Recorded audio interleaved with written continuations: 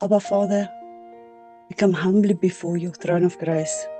We ask you, please, Abba, to show us your truth and to teach us your ways and to keep us. Yeshua, you are our shepherd. Lead and guide us, please, so that we will not listen to the voices of the enemy, but only to your voice.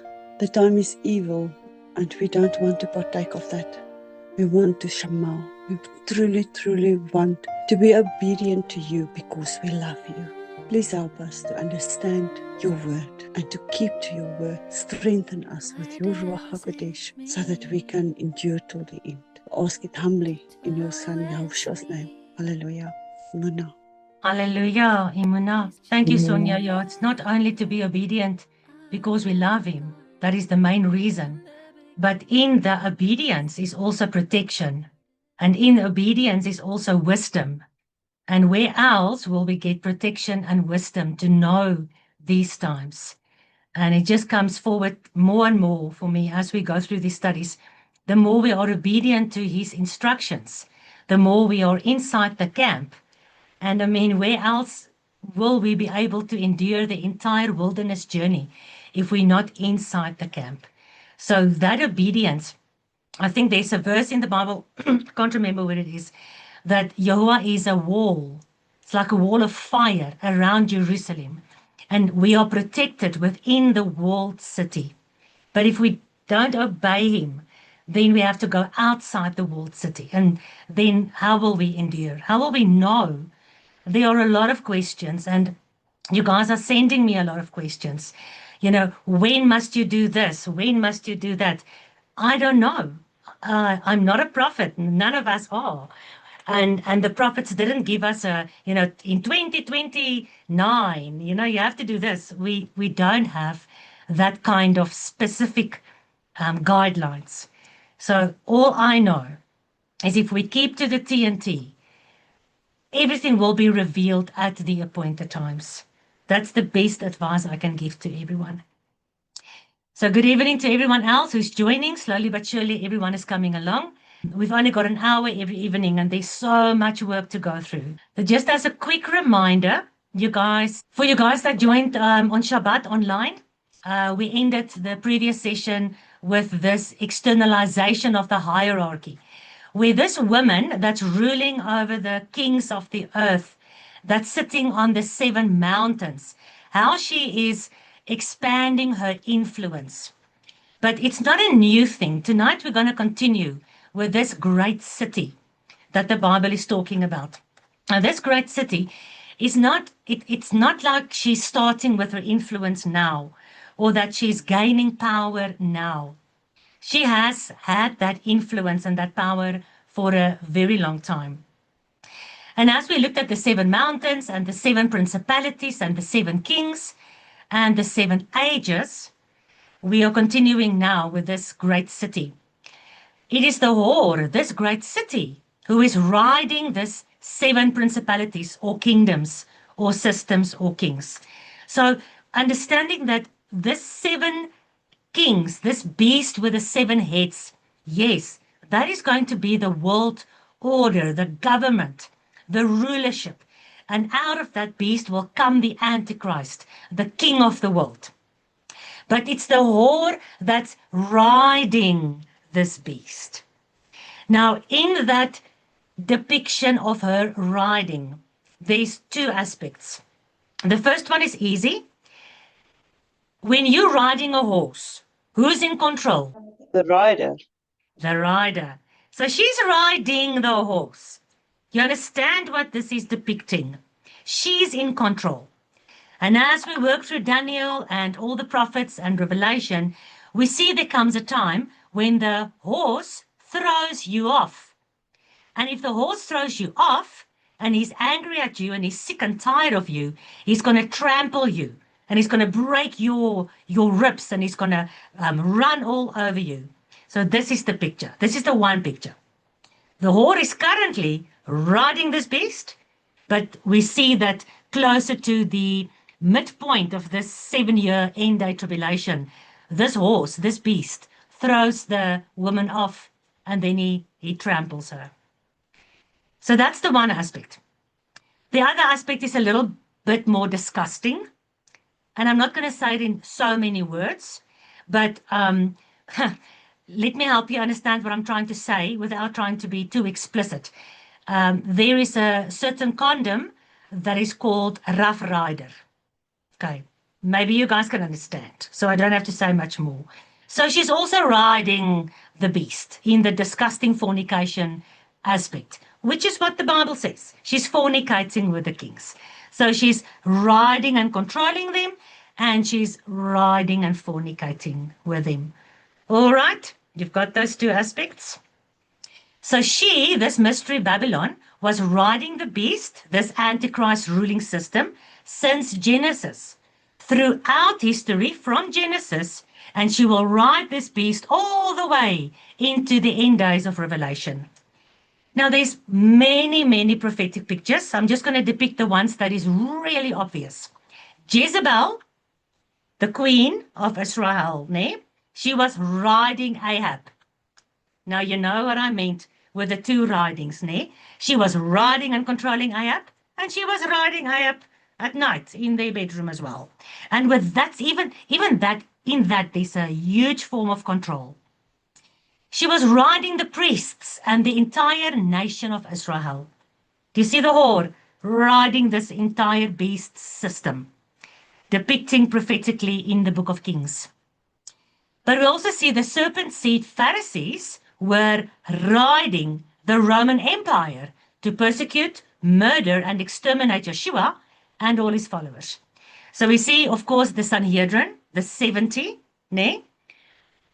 depicting this rulership system that took over from the priests when they came out of Babylon, and they started this whole new Babylonian mix into Jerusalem, right into Yahuwah's bedroom. And they were also riding the Roman Empire at that stage. Yes, the Roman Empire was the government in control, but again, the whore is riding upon this government structure. And with her, the serpent seed Jezebel kind of spirit in the Sanhedrin, they were manipulating the Roman Empire. Remember? I mean, Pilate was an absolute authoritative figure. And what did he do at the end of the day? He had to give her what she was demanding. She, just like Jezebel, was riding the ruler, the king at that moment. The king of Jerusalem was Pilate. They were riding the priesthood, riding the temple, riding the entire nation. Who stood up for Yeshua? No one did. Everyone was too scared because they were being ridden by this whore. And it's this Jezebel spirit, this Babylon mother of whores, the serpent seed, false religion, deceiving the nations, that will continue to ride the kings of the earth rulership all the way to the end, exactly as we see in the prophetic cycles of scripture. I'm going to show you two interesting pictures. Please remember, I do not teach that Trump is the Antichrist. He's a huge Antichrist figure. He's put up as a pretend Antichrist, so people can say, oh, he's the Antichrist, so that when the real Antichrist does appear, he's going to look like the Messiah, because they already identified the Antichrist. Mr. Trumpet, Donald, the Don, he's just a puppet. There has been, and Yeshua says that as well, many Antichrists. We've got many, many Antichrist figures all throughout history. And in these last days, Yeshua said, many Antichrists will rise. So don't be deceived. Just look at this Whore of Babylon picture. You know now that the Maga, we looked at this in mythology, this whole magic, Kabbalistic, occult system, the esoteric reunification with the mythology mysteries, right? Donald Trump has made this cap very popular, Make America Great Again. And on our side, Lynette has made our red cap popular that says Make the TNT Great Again. But look at this, Make America Great Again. Look at this picture. What is on the Whore of Babylon's forehead? Babylon the Great. So make Babylon the mother of all magic and all mystery. Make it great again. I showed you the connection between MAGA and the whole synagogue of Satan deception. And also this other picture on the right-hand side, you remember in the video, I showed you Katy Perry with her alien robot bridal white gown, looking like an alien and a robot with her 6 fingers. And she was, making fun of AI. That's what they said. But she was actually representing this technological AI age. And with her 6 fingers, she's holding up the tarot card and the specific tarot card of the magician. Now, see, on that tarot card of the magician is dressed in red and white.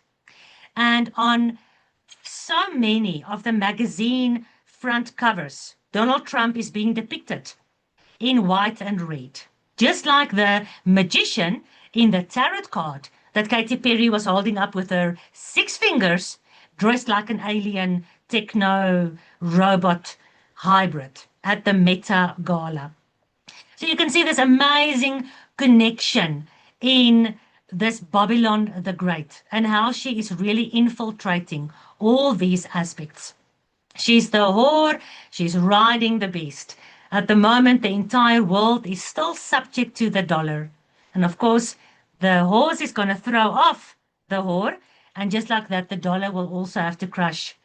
And America is going to fall really hard. Is America the whore of Babylon? No. Is America part of the whore of Babylon? Yes, I've shown you. Vatican City, Washington, D.C., and London City. All of those are daughters within this whore system. But ultimately, the whore is the wife who has departed from her husband. Try to keep that in mind the whole time so that you can understand the big system and not get confused with who is whore and who is not. Revelation 17:18. The woman that you saw is that great city. Jeremiah 22.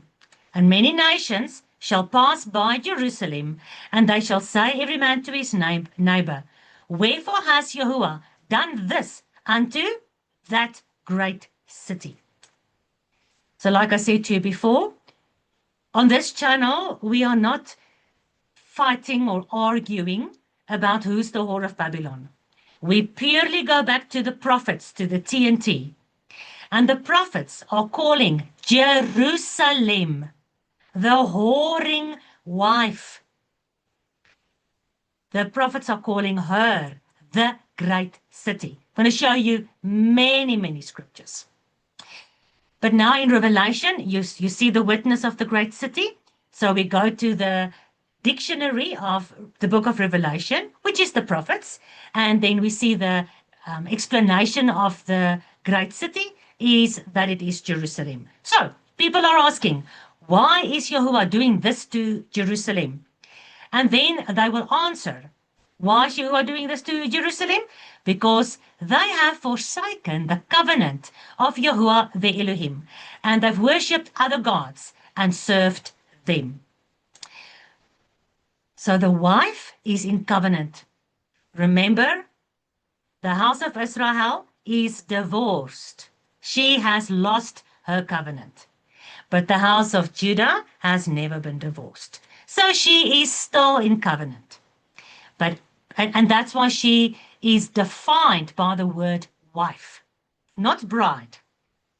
Now, this wife who is forsaking the marriage covenant, she is now a whore. There is no biblical reference ever that Yahuwah divorced the house of Judah. From the 2 houses in Jacob's kingdom, in Israel's kingdom, the house of Judah, the Jews, let's call them the Jews, right?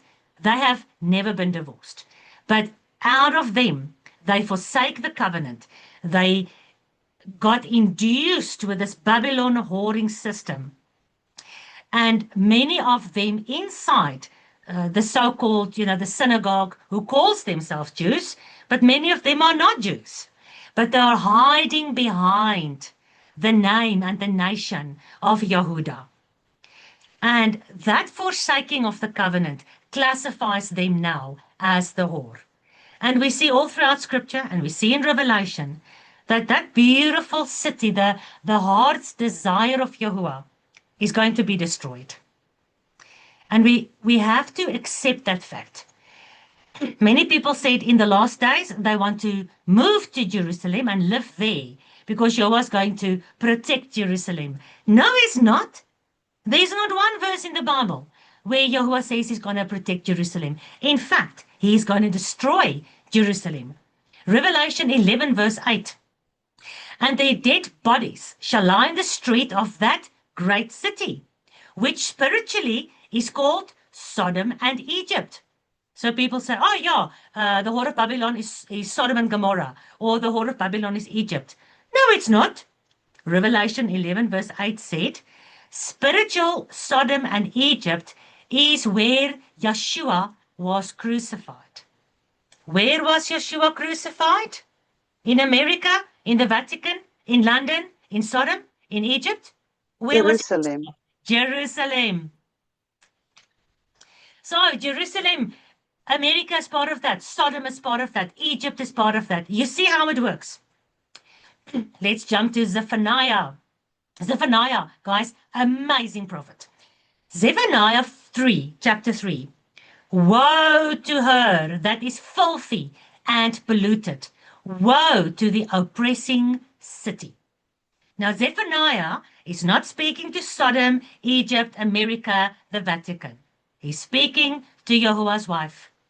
You, wife, you are filthy, you are polluted, and you are oppressing the true Yahudim and the true Ephraim. She obeyed not the voice of Yahuwah. She received not correction. She trusted not in Yahuwah. She did not draw near to her God. People can try their best, and a lot of people are trying their best to tell me I'm wrong. And the house of Yehuda and the Jews, you cannot say that they are the wife and they are the whore. But yeah, Zephaniah, Yahuwah says to Zephaniah, tell my wife, I'm her God, I'm her husband. She's not drawing near to me. Therefore, I'm going to destroy her. And just like with the entire Gentile world, who comes back into covenant, the moment you come back into covenant with Yahuwah, you come out of Babylon. And it's the same with Yehuda. It's the same with any Jew. If he comes out of Babylon, he is again part of covenant. Don't misunderstand me. I don't know why, how I can make this more understandable. Do you guys understand what I'm saying? Or is it too complicated? Because a lot of people are not getting this. Do you guys understand it? Can one of you explain to me what I'm saying in your own words regarding Yehuda, the wife, and the Jews, the whore? Who of you want to try quickly? Fatima, go ahead. I'm understanding that from the house of Judah, out of those people, there are corrupt people. And they are the ones that are now running the show. And they are the pretty whore. much. Yes. Yes, Okay. they're the whore. So they're the whore. So they come out of the tribe of Judah. So you've got some that are in Judah that are still in covenant with God. And then you have some that have become corrupt and they've turned their back on Yahuwah. And it's difficult for us to discern. When we look at the Jews today, we look at them, and it's so difficult to discern all of them are the whore or all of them are the wife, because in that group, there are some still in covenant, and there are some that are drinking from the breast of the whore, and then in them, behind the nation, there are those in leadership pulling the strings that is hiding behind this covenant wife, but they are in fact the whore.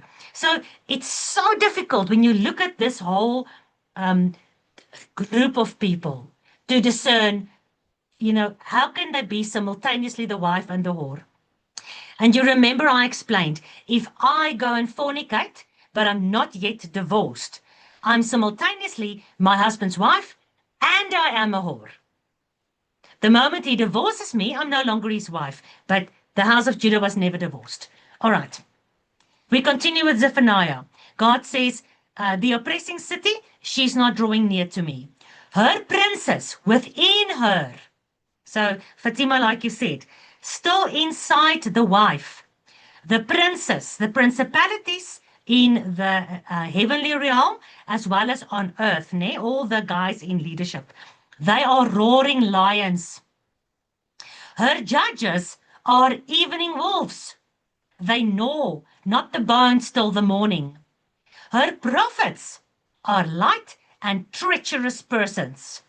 Her priests have polluted the sanctuary, and they have done violence to the law. So we see in the original Jerusalem, you had princes, judges, prophets, and priests. And in that same system, you now have your Antichrist princes, prophets, priests, and judges. And these judges are ruling the world. These priests are ruling the religious system. These princes are in charge of the nations. And who else do we have? The prophets. The prophets are spreading the deception. Beautiful, beautiful picture of what we are struggling with. Deuteronomy 29, Yahuwah establishes you today for a people unto himself, and that he may be unto you a Elohim, as he said unto you, as he has sworn 7 oaths unto your fathers, Abram, Isaac, and Jacob. Interesting, she's sitting on the 7 heads, because you have to replace Yahuwah's 7 oaths. But neither with you only do I cut this covenant and this oath today. Remember, this is in the book of Deuteronomy. This is where the house of Judah and the house of Israel were still one commonwealth, the commonwealth of Israel, still one nation. Not only do I cut this covenant with you, O Israel, but also with him that is not here with us today. So who is that? That is when Ephraim is scattered into the Gentile world, and in the future, in the tribulation period, where Deuteronomy 4 is prophesying of, in the latter days, when they return and their eyes are open to the covenant, and they remember Moses, and they read this, they will understand Yahuwah's cutting covenant there in Deuteronomy with me as well today. If I am grafted back into Israel, this covenant at Mount Sinai is with me as well. So he continues with the nation of Israel. You've seen Egypt's abominations, their idols. Lest there should be among you man, woman, family, or tribe, whose heart turns away this day from Yahuwah Eloheinu, to go and serve the Elohai of these nations. Lest, listen to this, there should be among you a root that bears gall and wormwood. So here in Deuteronomy, Yahuwah is already prophesying the book of Revelation, where out of his people Israel, if any man or woman or tribe or family out of his people do not obey and remain in covenant with Yahuwah, they will be the root that will bear, that will bring forth the wormwood. And of course, we see that in the book of Revelation. Do you remember? Revelation is all about how Yahuwah is punishing this whore with wormwood and all the people that's following this whore. And you shall say, Yahuwah continues in Deuteronomy, oh, I shall have peace, though I walk in the imagination of my heart. Like Tanit Petrus said, to add drunkenness to the thirst. So not only are they dying of thirst, because they're drinking from the whore of the Babylon cup, they're not drinking from the fountain of living water, but now they are adding drunkenness to their thirst. Because they say, it doesn't matter, we can do whatever we want, we will still have peace. Why? because Yahuwah has chosen Jerusalem. He has chosen the Jewish people. They are the called out nation. They are the apple of his eye. Nothing is going to happen to them. So in the Christians' eyes and in the Jews' eyes today, and in all the government's eyes today, Jerusalem and the Jews will have peace. Nothing's going to happen to them, because even if they walk after all these Babylonian ways, because Yahuwah has a covenant with them, and there are promises that has to be fulfilled for them. So these promises are only applicable to them, therefore it doesn't matter really what they do. Huge false doctrine. Again, difficult. You look at this house of Judah, you see all the covenants and all the promises. And it makes sense when the pastors are talking about if you bless the Jews, then Yahuwah will bless you. But it's not this nation of Jews. It is the wife of God, Yehudah. And inside of her, like Fatima said, there's this rotten, defiled, filthy part. And they are claiming the same promises that Yahuwah has made with his wife. Because they're not divorced. They have been incorporated. They've been mixed. Babel means to be mixed. They're mixed inside this wife system. This whore that is a wife. Is she a wife? Is she a whore? Is she both? Who is wife? Who is whore?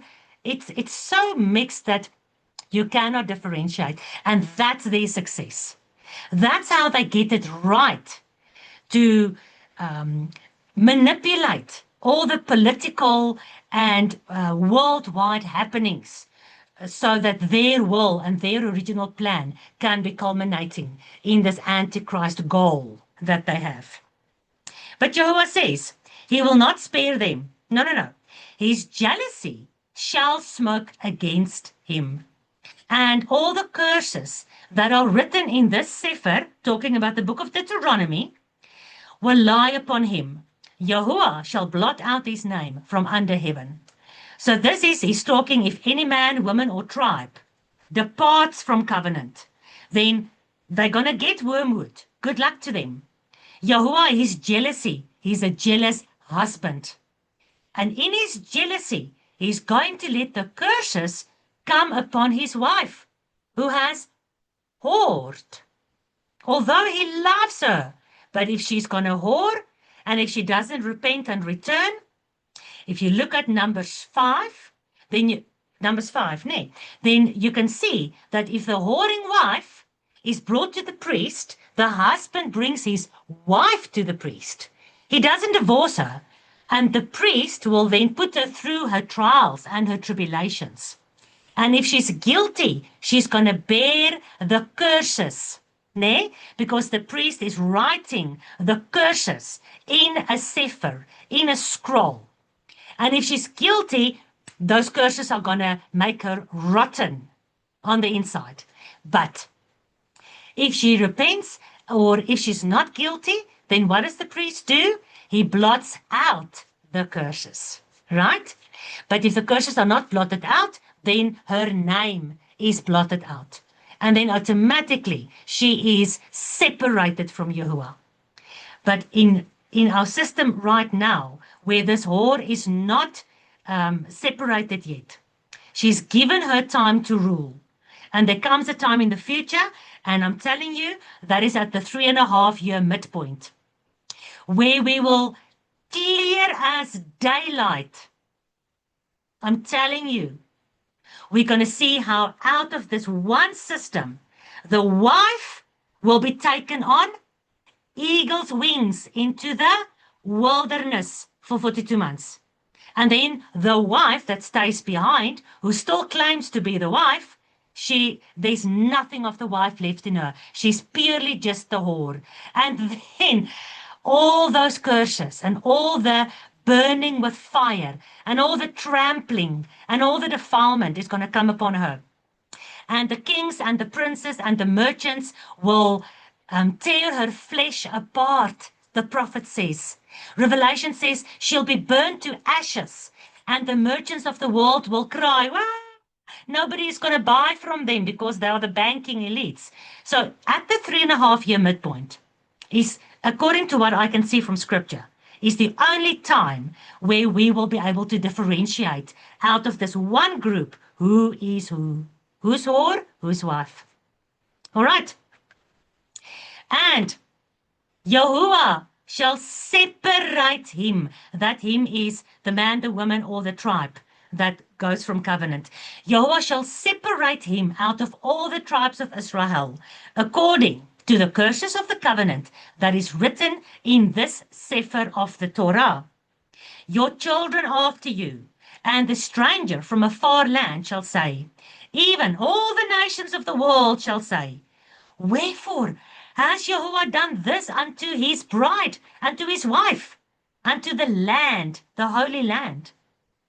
When they see the plagues of the land and the sicknesses which Yahuwah has laid upon it, the whole land is brimstone, salt, burning, like the overthrow of Sodom and Gomorrah.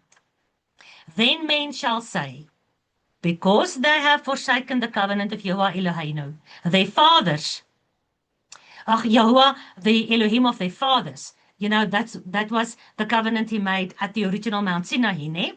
Because of that, the anger of Yahuwah was kindled against this land.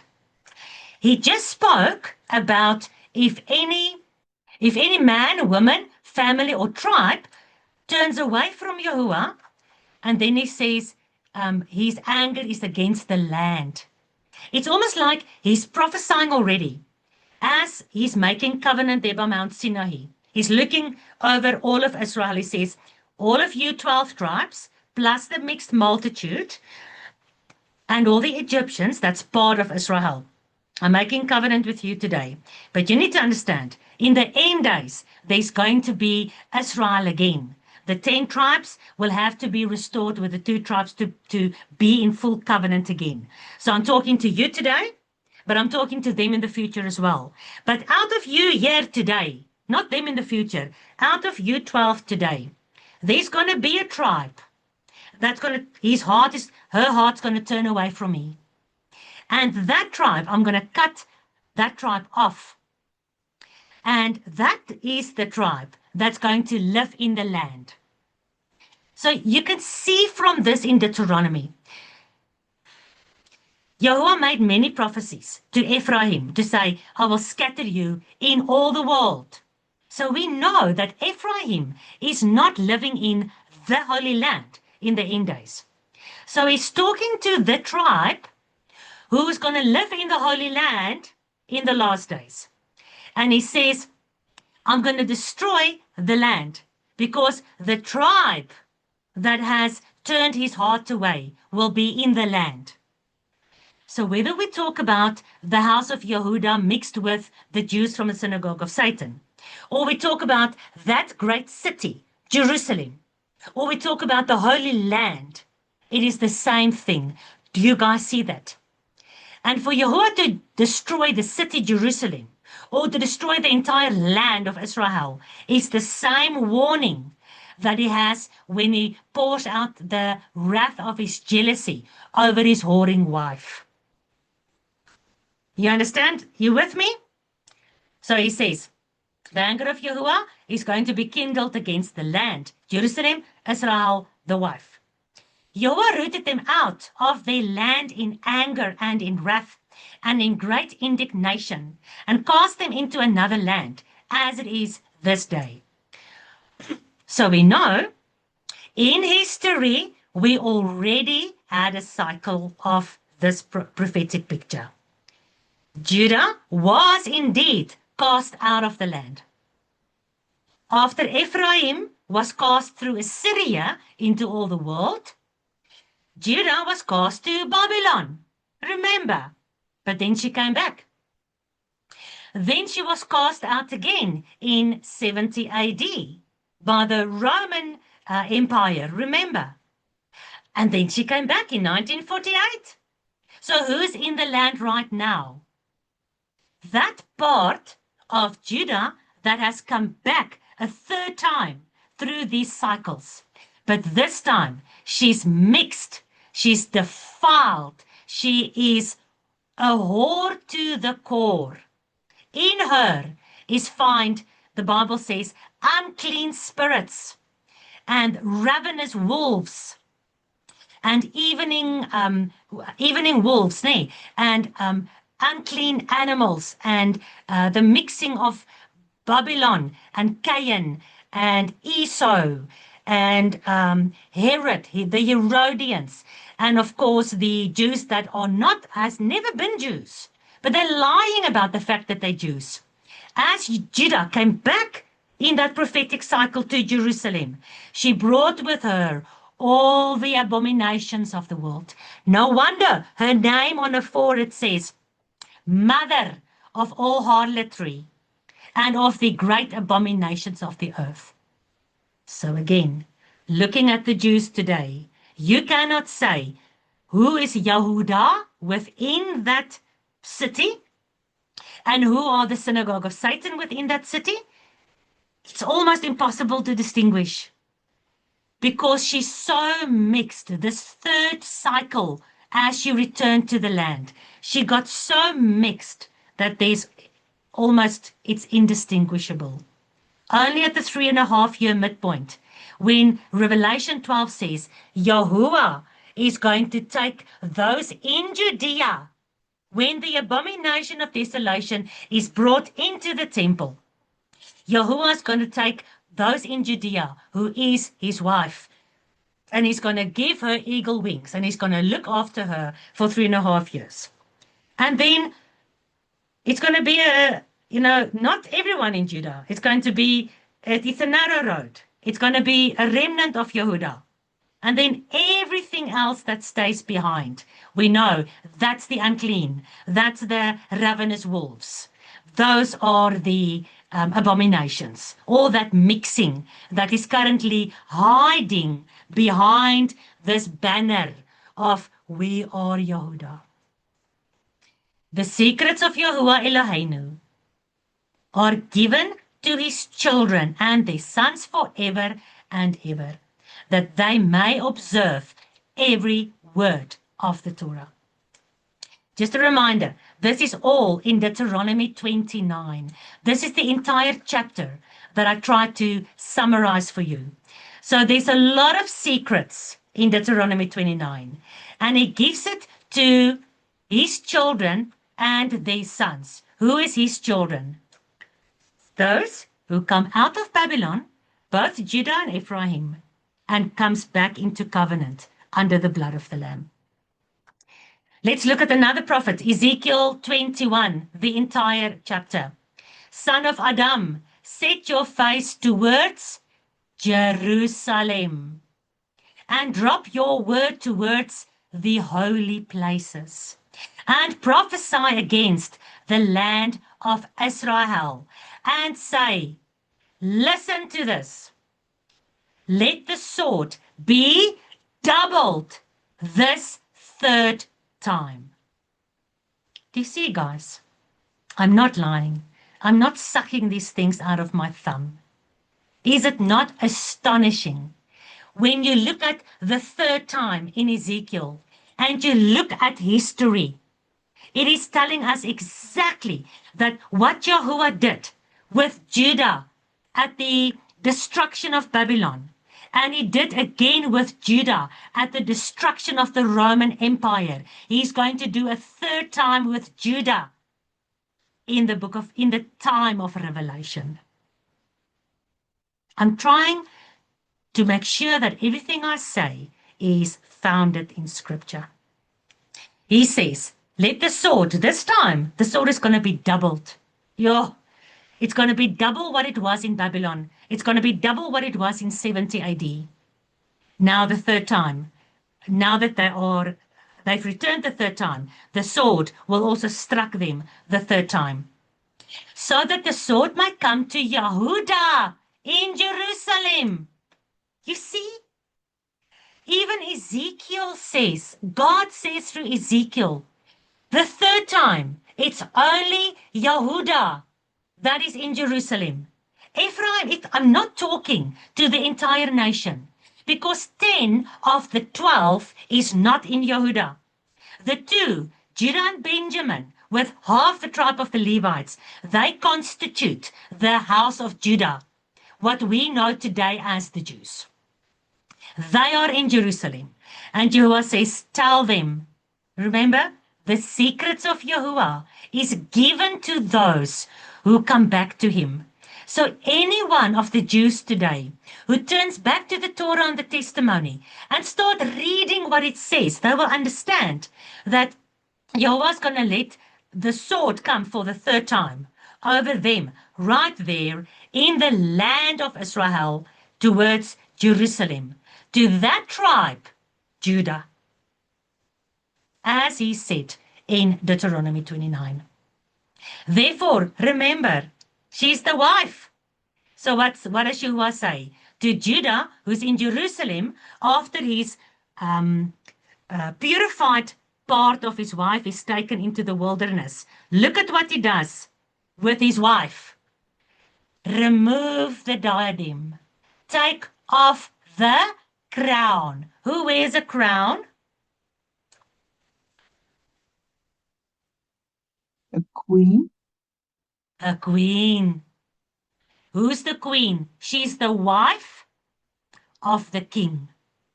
But there comes a time, the third time, Yahuwah says, now I take my queen, I take the crown off. Remember in, I think the previous session, I told you, both the true wife Yehuda and the whore wife Yehuda, they are one, but both of them has got authority. Both of them has a claim to Yahuwah, has a claim to the covenants. And this verse confirms it, because at that time when Yahuwah splits them, he's going to remove the crown, and all of us will be able to see, oh, there goes the queen. Those here in Jerusalem, good luck to them. The one with the queen has been taken into the wilderness. The crown is removed from you. They're going to go around. We are Yehuda. We are the chosen nation. We are ruling the world. But Yahuwah says, that is the whore. This is the place where I take off her crown, so I divorce her.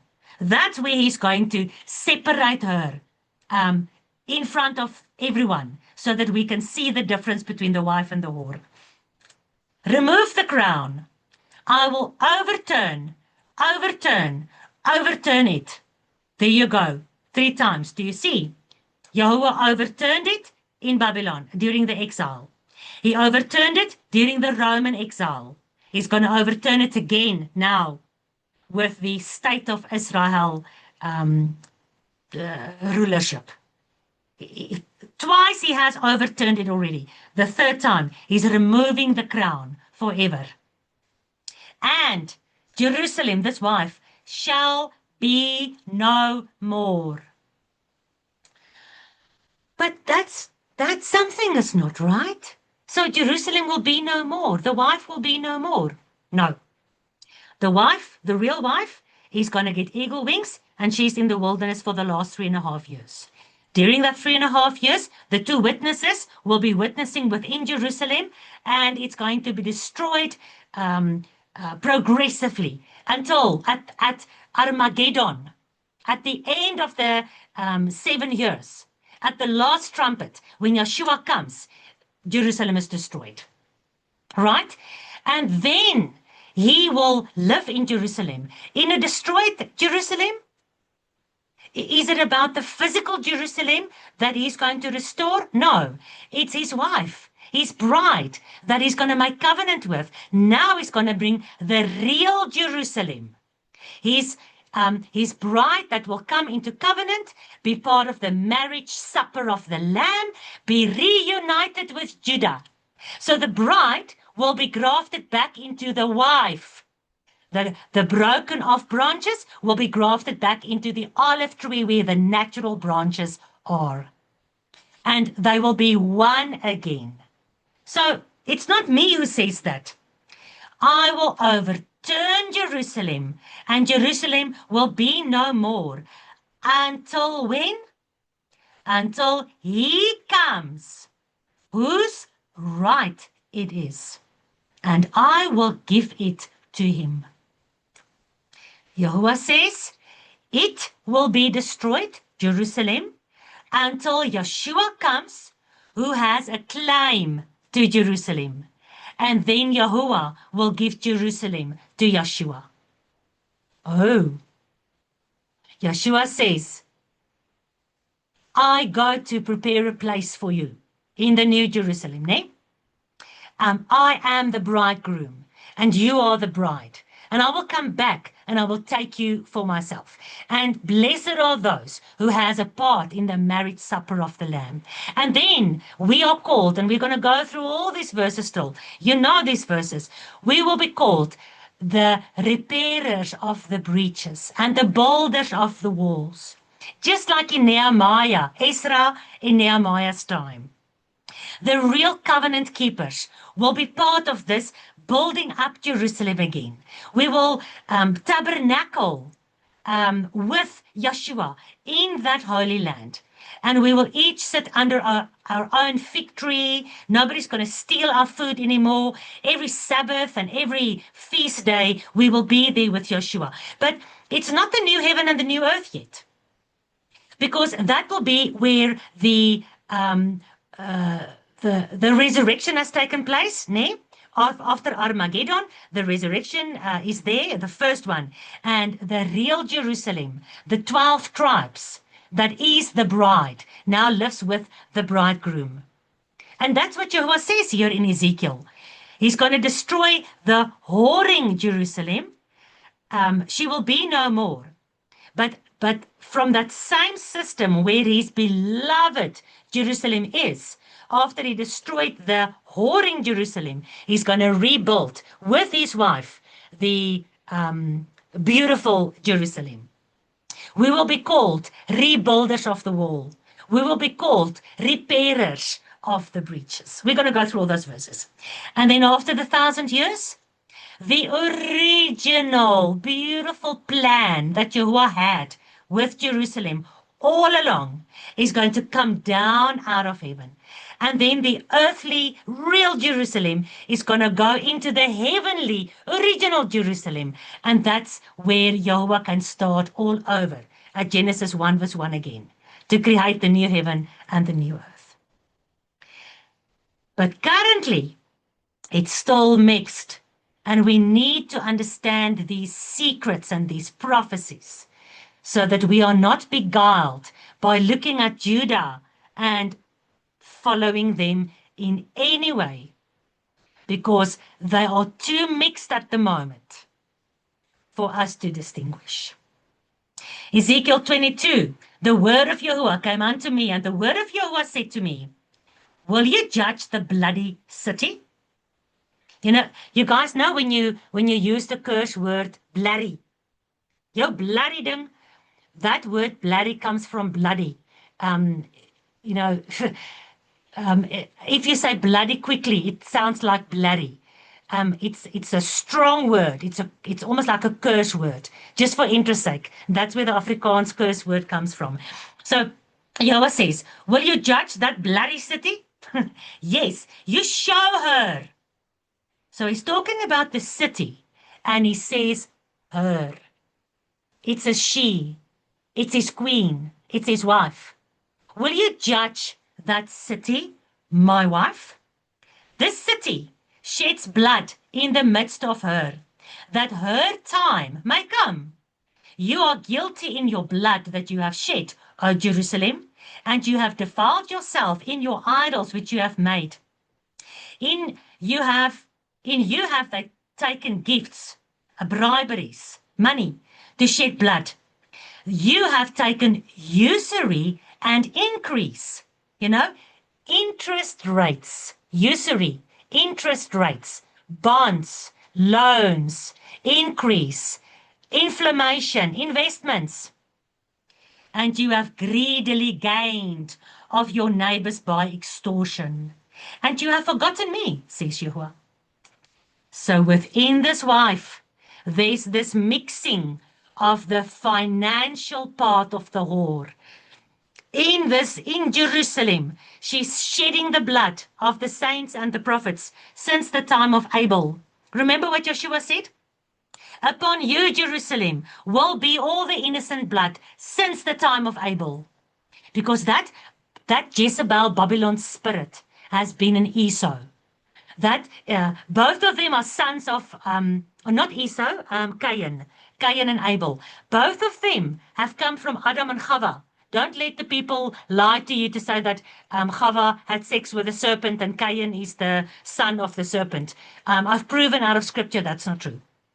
Both of them were supposed to be the seed. The seed of the woman will crush the head of the serpent. Both of them were in that covenant of Yahuwah.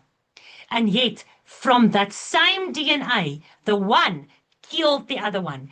And that's the blood, the innocent blood that has been inside the heart of Cain. It's still inside the heart of Jerusalem. And not only is she identified as the one who's shedding the blood, right? And Yeshua said, Jerusalem, Jerusalem, you who kill the prophets and who slay the innocent and who murder all the true followers. Ne? Not only is she identified as that, also in the book of Revelation, but she's also specifically identified as the banking system. That's why the previous verses, remember, the tribe of Judah, who's in Jerusalem, upon them will come the sword the third time. And I said to you in the past, is it not astonishing how we can see that this scripture is not, it's not fairy tales, because there's only one nation represented by the banking elite system today, and those are the Jews. At the top of the banking system, it's Jews. So if anybody wants to tell you the Bible is a fairy tale, how could the people who wrote this thousands of years ago know that it was going to be the tribe of Judah in the end days that'll be in charge of shedding blood and doing it through their economic system? I mean, it's astonishing. And this shouldn't scare you. This should solidify your trust in the word of the Torah and the testimony. It should cement your faith in the prophetic accuracy, 100% correctness of the prophets. Well, of Yahuwah through his prophets. Nay. So still today, the Jewish banking elites are in charge and is out of the very center of Jerusalem. They don't necessarily live there.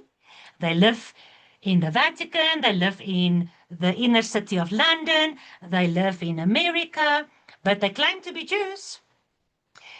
And there's another huge prophetic picture. There was 12 tribes, right? And therefore the 12 disciples represented the 12 tribes. Which one, coincidentally, of the 12 disciples was in charge of the money? Yehuda Iscariot. You're 100% sure. Is that in scripture? You're not sucking it out of your thumb. No, I'm 100% sure. It's in scripture. Even at the, remember when the whore of, the Ephraim whore, ne, who was thrown before Yeshua's feet, and then her life was spared. She came into the house where Yeshua was having lunch with the Pharisees and all the disciples and all the scribes, ne? And she washed his feet, and she broke that nard oil flask, and she poured all the oil out upon Yeshua. And then who complained? Who complained? Judas. What did Judas say? Ooh, it's a lot of money, because remember, the Bible says it was a year's wages that prostitute sacrificed to bring her tears, her hair, and the oil to Yeshua. So Judas said, all that money could have been used to help the poor. Oh, the Jews today, and Bill Gates and the Rockefellers and the Rothschilds and George Soros and JP Morgan and, you know, all these guys. They are such big philanthropists, and George Soros, I mentioned him, yeah, and Kissinger and all those guys. They are philanthropists. They are doing lots of charity work. They have massive drives to help so many different things. They give money so AI can help, and they give money to save the whales and help abortions and give vaccinations. They're doing all this great work. So Judah said, we should rather do great work with that money. She shouldn't spend it on you. And then the Bible specifically says, Judas was greedy because he was carrying the money purse. And also at the Pesach, the evening before Pesach, when they were eating together, when Yeshua said, Judas, and he was speaking to Satan within Judas, go and do what you must do quickly. Because he sold Yeshua for 30 pieces of silver. He's a greedy bastard. This whore, this house of Yehuda. Greedy bastard. And then the other disciples thought Yeshua was sending Judas to go and buy something for the meal because he carried the money purse. So how can you think that it is only purely coincidence that the Bible says Judah in Jerusalem, who will be in charge, who will riding the world, riding the kings, riding the merchants, riding the economy. And she will be in Jerusalem. She is the wife. She's the whore pretending to be the wife. Okay, I see it's 8 o'clock. Maybe we should start, we should finish here, and then tomorrow night we can finish, we can continue.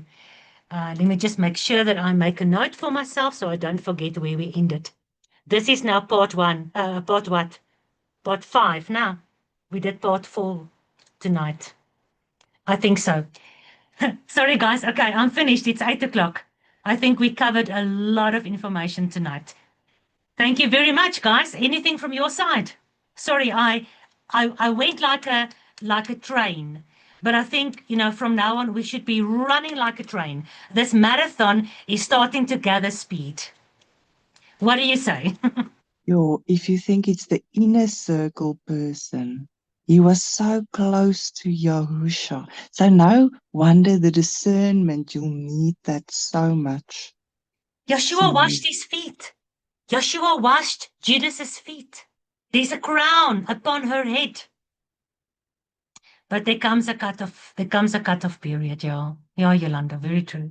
Mara, it's actually amazing. It's a lot of information, but it feels like we are getting to see a bigger picture here.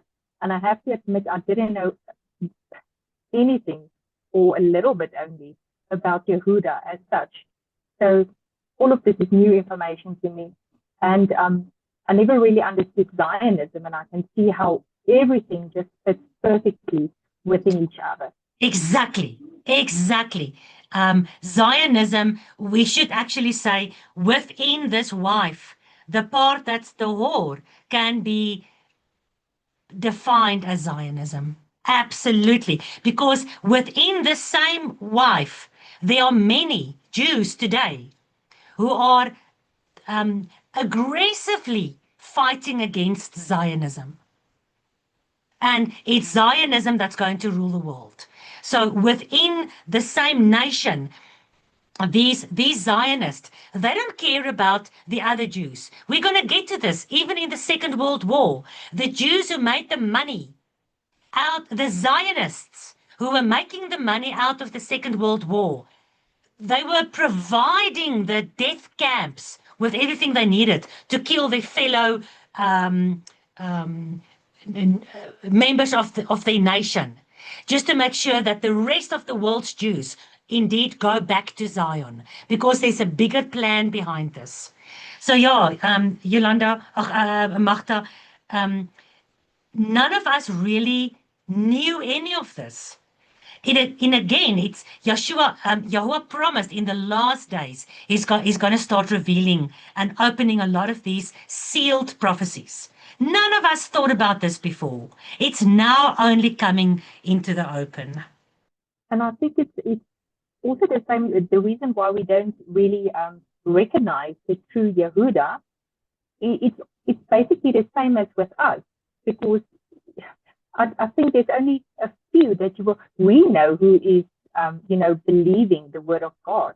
But, from a distance, we all look like Christians, unless, you have a closer relationship with somebody to truly know that they keep the Sabbath and they keep Torah. So, yes, we are also not that recognizable, and I believe it's the same for them as well. Yeah. No, I think you're 100% correct. 100%.